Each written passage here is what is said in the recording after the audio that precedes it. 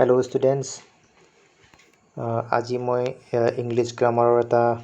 নতুন টপিক লৈ আহিছোঁ সেইটো হৈছে present perfect tense it is very important topic present perfect tense কেনেদৰে ইউজ হয় সেইটো আমি আজি শিকিম present perfect tense and its uses look at the following sentences I have just finished the work she has gone home just now she is free now she has completed all her work এতিয়া ইয়াৰে এইকেইটা সেন্টেন্সত আমি কি প্ৰকাশ কৰা দেখিছোঁ each of the above sentences express প্ৰত্যেকটো সেন্টেন্সে এক্সপ্ৰেছ কৰিছে প্ৰকাশ কৰিছে that an action has been completed just now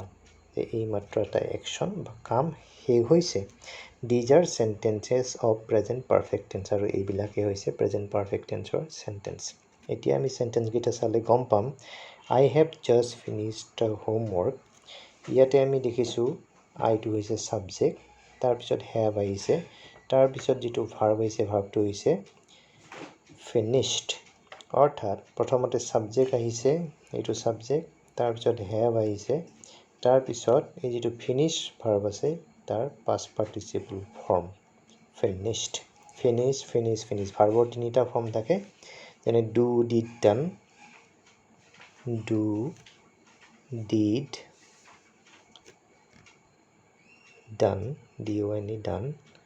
গতিকে তিনটা ফৰ্মৰ এইটো হৈছে past participle form যেটো থাৰ্ড ফৰ্ম থাকে এইটো past participle go went gone এনেকুৱা এইটো when gone to past participle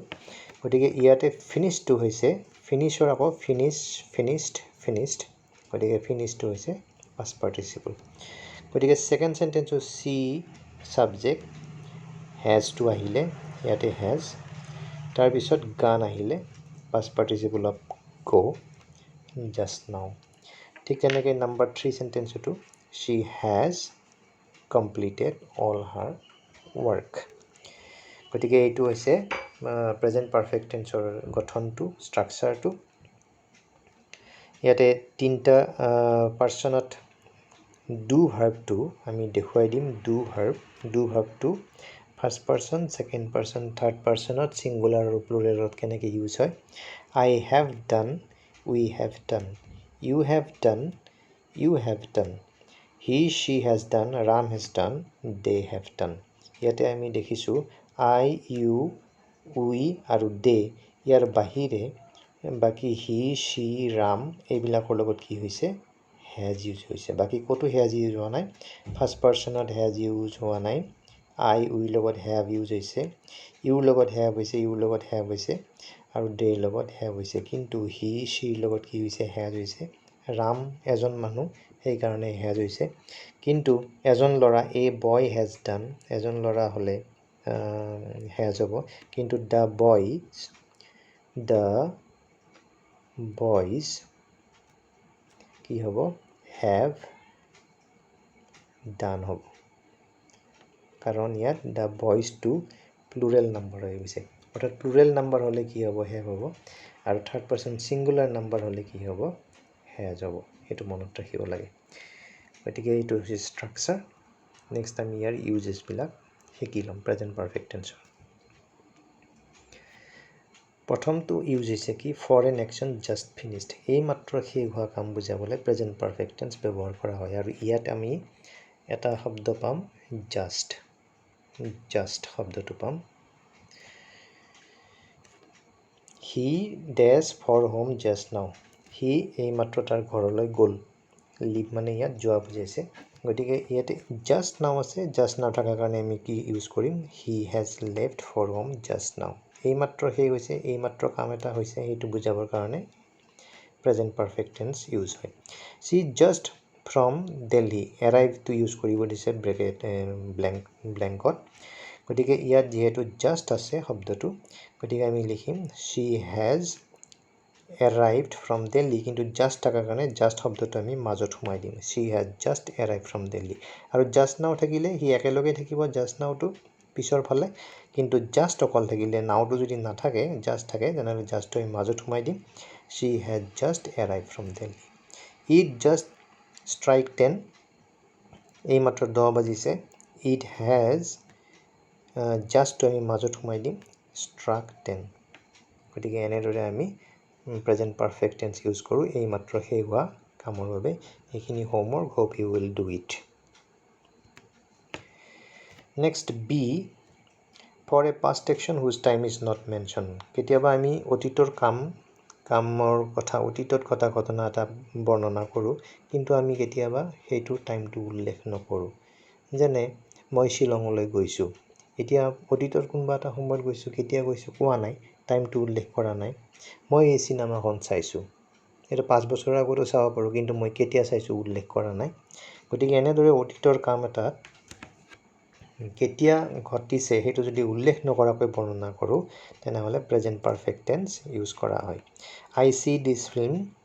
এইটো কি হ'ব আই হেভ চিন দিছ ফিল্ম কাৰণ ইয়াত টাইমটো উল্লেখ কৰা নাই ইয়াত উল্লেখ কৰা নাই য়েষ্টাৰডে বুলি লিখা নাই নাইবা লাষ্ট ইয়াৰ বুলি লিখা নাই ইয়াতে টাইমটো লিখা নাই সেইকাৰণে ইয়াতে কি হ'ব আমি প্ৰেজেণ্ট পাৰফেক্ট টেন্স ব্যৱহাৰ কৰোঁ আৰু যদি টাইমটো দিয়া থাকে আই চি দিছ ফিল্ম য়েষ্টাৰডে তেনেহ'লে আমি ইয়াত কি লিখিব লাগিব চ লিখিব লাগিব পাষ্ট টেন্স যদি দিয়া থাকে চ য়েষ্টাৰডে যদি দিয়া থাকে চ লিখিব লাগিব লাষ্ট ইয়াৰ যদি দিয়া থাকে আমি চ লিখিব লাগিব কিন্তু যিহেতু দিয়া নাই পাষ্ট টাইমৰ একশ্যনটো দিয়া নাই টাইমটো দিয়া নাই তেনেহ'লে আমি কি লিখিম প্ৰেজেণ্ট পাৰফেক্ট টেন্স লিখিম I have seen this film he does the HSLC examination pass যে সি HSLC পৰীক্ষা পাছ কৰিছে কেতিয়া পাছ কৰিছে চনটো দিয়া নাই সময়টো দিয়া নাই গতিকে আমি কি লিখিম he has pass the HSLC examination কিন্তু যদি 2011 যদি দিয়া থাকে তেনেহ'লে আমি কি লিখিম পাষ্ট লিখিম হি পাছড দ্য HSLC এক্সামিনেশ্যন গতিকে টাইমটো দিয়া থাকিলে পাষ্টৰ আমি পাষ্ট মানে অতীতৰ টাইমটো দিয়া থাকিলে আমি চিম্পল পাষ্ট টেন্স লিখিম আৰু যদি টাইমটো দিয়া নাথাকে তেনেহ'লে আমি প্ৰেজেণ্ট পাৰফেক্ট টেন্স ব্যৱহাৰ কৰিম number 3 he dash across the Brahmaputra এইটোৰ এনচাৰটো মই দিয়া নাই এইটো কি হ'ব he dash across the Brahmaputra চুইমটো ইয়াত ব্যৱহাৰ কৰিব দিছে কি হ'ব ইয়াতো টাইমটো দিয়া নাই ন' টাইম ইজ গিভেন কেতিয়া ব্ৰহ্মপুত্ৰ সাঁতুৰি পাৰ হৈছিল গতিকে ইয়াত আমি কি লিখিম প্ৰেজেণ্ট পাৰফেক্ট টেন্স হিৰ লগত কি হ'ব প্ৰেজেণ্ট পাৰফেক্ট টেন্সত হি হেজ তাৰপিছত চুইমৰ past participle form swam swam SWUM swam across ACROSS across the Brahmaputra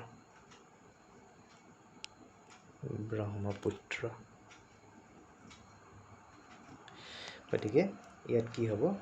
swam হ'ব he has swam across the Brahmaputra গতিকে এইখিনি হোমৱৰ্ক আছে এইমতে কৰিলে হ'ল নেক্সট আমি আহিলোঁ C for a past action whose result is still there এটা কাম অতীতত হৈ গৈছে কিন্তু ৰিজাল্টটো এতিয়াও আছে আমি দেখা পাই আছোঁ ৰিজাল্টটো ফলটো তেনেকুৱা ক্ষেত্ৰতো প্ৰেজেণ্ট পাৰফেক্ট টেন্স ব্যৱহাৰ হয় our guest arrive they are sitting in the garden আমাৰ গেষ্টসকল আহিছে তেওঁলোক গাৰ্ডেনত বহি আছে ইয়াতে পাষ্ট একশ্যন কোনটো গেষ্টসকল অহাটো গেষ্টসকল আধা ঘণ্টা আগতে আহিছে বা 1 ঘণ্টা আগতে আহিছে কিন্তু ফলটো কি যিটো আমি দেখা পাই আছোঁ they are sitting in the garden গতিকে এনেকৈ অতীতৰ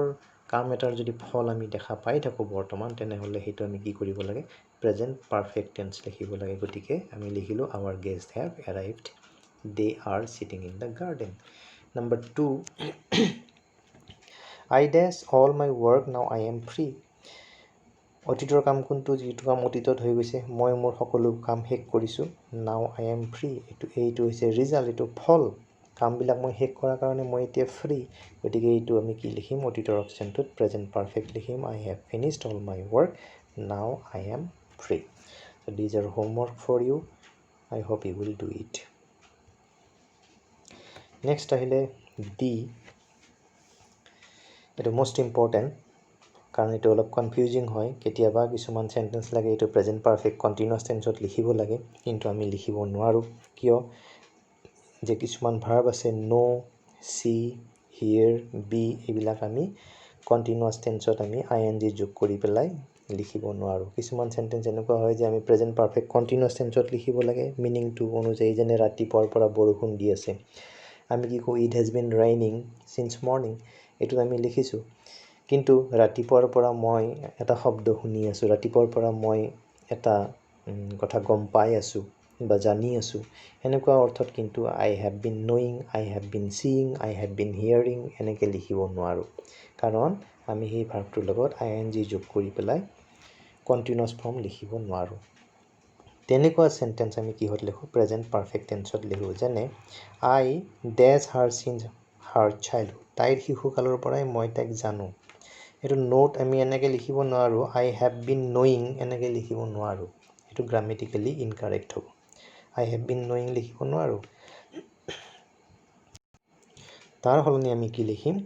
আই have known her since her childhood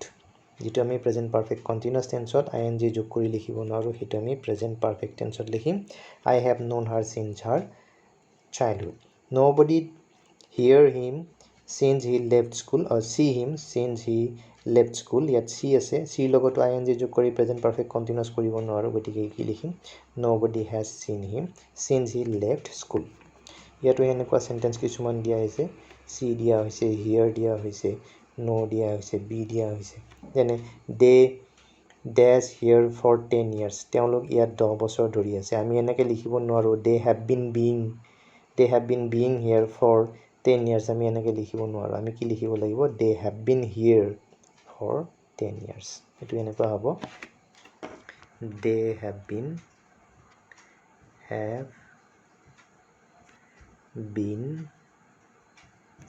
here হ'ব they have been here গতিকে এটো এনেকুৱা হ'ব they have been being here এনেকুৱা হ'বই নোৱাৰে গতিকে এটো ইম্পৰ্টেন্ট এটো হোমৱৰ্কখিনি তোমালোকে কৰিবা Next, আমাৰ এটা বেলেগ rule আছে হেতু হৈছে for an action to be expressed using following adverbs or adverb phrases. ইয়াত কিছুমান adverb or adverb phrases দিয়া হৈছে recently, already, today, before, yet, ever, never, so far,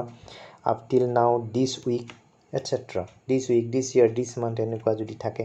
তেনেহলে এইবিলাকৰ লগত আমি সাধাৰণতে present perfect tense use কৰো আৰু হিয়াৰে প্ৰত্যেকৰে মই এটা example দি গৈছো ইয়াৰে recently দিছো already দিছো today, before, yet, ever, never, so far, up till now, and this week. এই প্ৰত্যেকৰে মই এটা example দিছো recently the price of petrol has gone up present perfect tense